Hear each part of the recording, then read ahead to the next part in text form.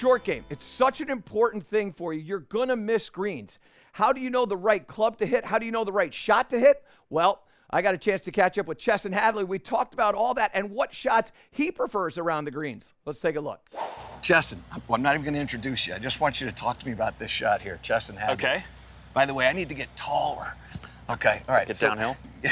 Yeah, that's right. I need to get up the hill. Let me get over here, okay? There you go. Now, see, now There's a couple better. inches. All right, so look, this is just a standard, straightforward shot. You got a little bit more fairway than you have green to work with. Your wedge makeup is 4 wedges, correct? Yes. So what are the lofts on those? Yeah, so I have a 60 degree, I have a 56, a 52, and a pitching wedge. And through your time, how did you end up with that? Is that just the way it's been for whole time, or did you do a little research and understand the gapping? I've been that way pretty much through college. This is such an important, the short game is such an important area of the game. And if you have an extra wedge, I feel like that gives me, an extra 5 shots that I can hit from around the green, but also from the fairway, and just, because you're trying to score.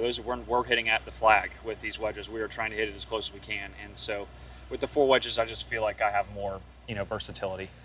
Let's talk about practice time. Before we get into execution, most people that are practicing, they're spending 90% of their time on the range and like 4% of the time in here, and they look at a putting green and they walk by. Oh, yeah. It's different for you, right? Right. I mean, let's be real. This isn't like, it's fun pounding drivers and it's fun hitting on the range, but this is where the money's made. And then, I mean, driving is extremely important. It's all important, but if for most amateurs, if you want to get better quicker, you need to putt. Go putt and do some chipping.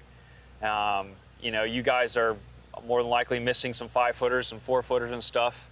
Out here on tour, we don't miss many of those. So that's an easy way to shave shots off your handicap. All right, so let's talk about this shot. All right, yeah. Which wedge are we using? This is a 56. All right, I'm going to get back over to my short guy side. So you're going to go 60. Yeah. Barry there supplying the change of equipment. Yes. So, I mean, this is just a pretty straightforward chip pitch here. Little uphill lie. It looks like we have about 10 yards of fairway to work with, and then maybe 6 paces. But with this, I feel like I can kind of throw it up on the green with a little bit of spin and hopefully, make it or keep it just short of the hole so we can tap it in for par. And then the other thing that I noticed is, though you have a 60-degree wedge, which is the most loft you have, you still play the shot open face. Oh, yeah. Yeah, so with, these conditions, there's a little bit of grain in some of this, in this grass. And, when you have that face open, that exposes the bounce. The bounce is your friend. You want to chip with the back edge of your club, not with the leading edge. When you chip with the leading edge, it's going to dig in or you're going to skull it. And you're not going to know where your bottom is very often. So I'm always opening my face.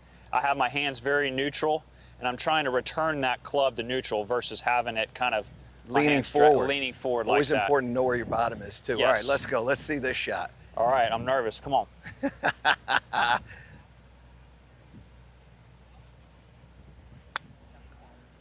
What's cool is that when you hit that shot, even though it's open-faced, it's not a shot for trajectory, Correct. Right? It still comes out with some kind of a flighted shot and has a lot of spin, and that's what we're looking to do. Most of us pros is we want to have the maximum amount of spin on each shot that we can, unless we're have a long pitch where we're trying to run it or whatnot.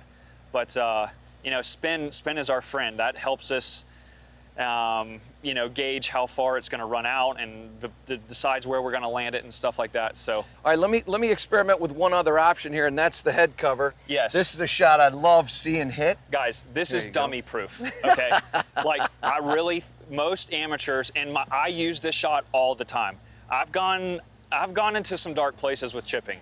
So when I have gotten really good with this around the green. It is basically a putter. So this is my 3-wood. It has 14 and a half degrees of loft.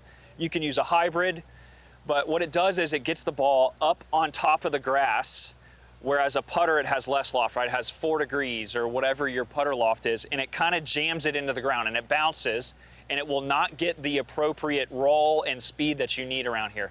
So this is a great way to get this ball rolling quickly, and it's really simple. You just grip it like a putter. I remember South Carolina, you're playing really, really good golf on a golf course. It's got a lot of runoff areas, and you're using this all over the place, oh, yeah, right? Absolutely. You need to know what you're good at and what you're not good at, and the putter is my biggest strength. So I need to give myself an opportunity you know, to make the putt, to get it up and down, right? That's the goal for why we're down here. If I'm either down here on a drivable par 4, if I miss the green on a par 4, a longer par 4 to the right, or a par 5, and you know, I need to get these up and down to score. So if you're struggling with your chipping, I would encourage you to do this. This is very simple.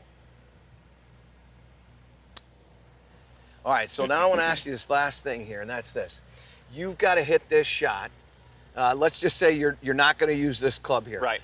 Are you looking at where you want to land the ball? Or are you just feeling how much speed you need to put into the swing to get it to carry where you want to carry and let it run out? Yes. What's the mindset? 60, Barry.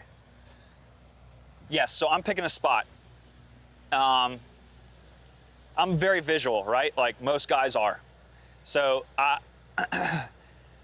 see a spot. There's kind of a dark green-ish little patch of, I don't know, poana or whatnot. And so I just kind of zoom in on that and I just feel it out, right? Like I just feel it.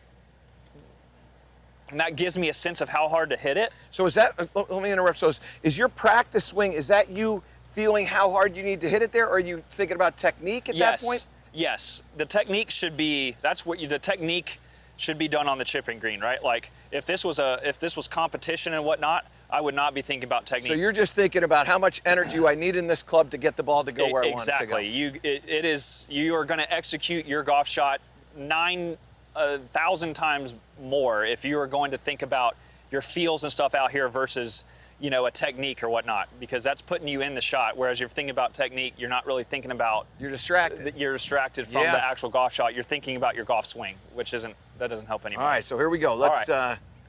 This is for all the marbles right here. All right, Breed, what do I get if I make this? You get all the marbles. What are marbles worth? Well, listen, Come we on. can discuss that. Okay. I'll tell you what. I'll give you the hat off my head. Head off my head, okay. Okay? Come on. Otherwise, I get the hat on your head.